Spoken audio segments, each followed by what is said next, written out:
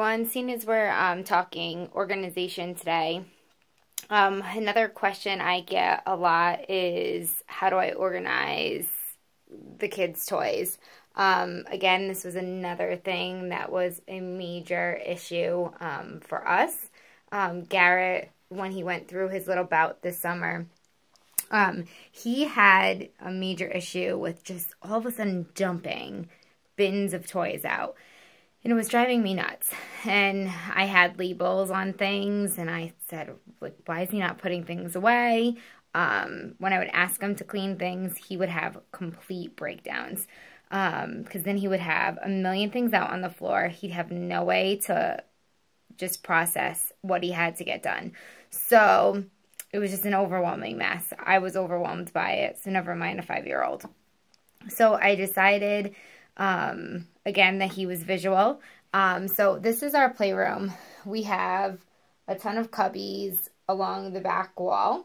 And just so you can see kind of what I did, not only do we have, you know, our nice little chalkboard tags. I can't talk today.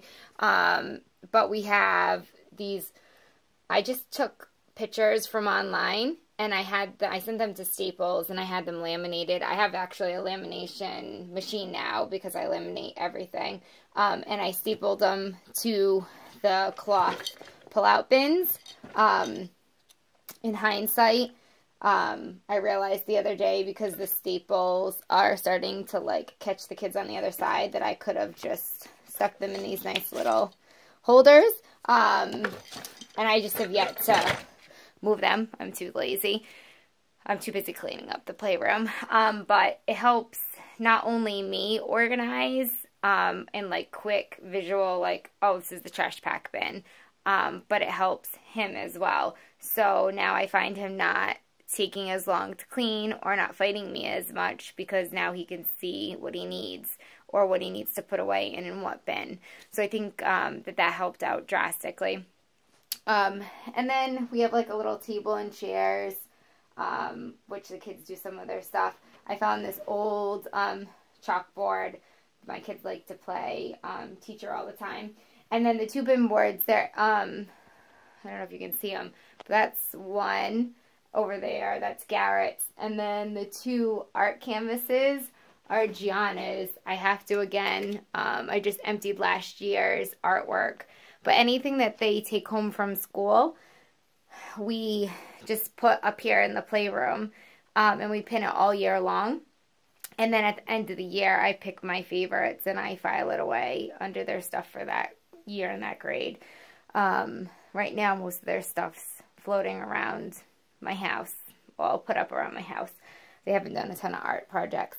More organization. I think we got this from Home Depot with the bins. We used to have games and puzzles, but we've since moved the puzzles. We just had too many things.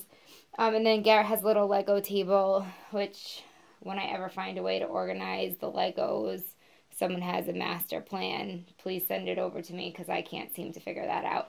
And then Gianna has her whole like Barbie house, and all her Barbie stuff is underneath there.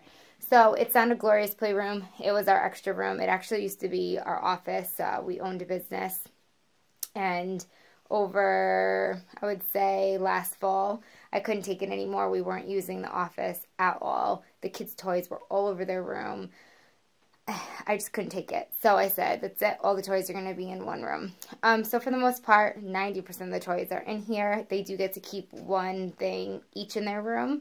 So Garrett has his Hot Wheels tracks in his chest, and Gianna has her Legos, because she actually builds hers and keeps hers together. And she has a bigger tray like the Barbie one that she displays them all on and on her board. So just some more tips to staying organized, but the cubby bins with the pictures of what's in it really helps for kids who are ADHD, autism, sensory processing, any form of mental illness or learning disorder, and kids need to learn more visually. I would say it's the best probably $2 investment with laminating it and printing the pictures and the ink that I made. It helps save me so much yelling. to pick up and save so much less stress on Garrett. So hope that helped. Any other questions, feel free to email them over to me. We love to show you kind of what's working for us in our home. Again, it's Angela at 3withadhd.com.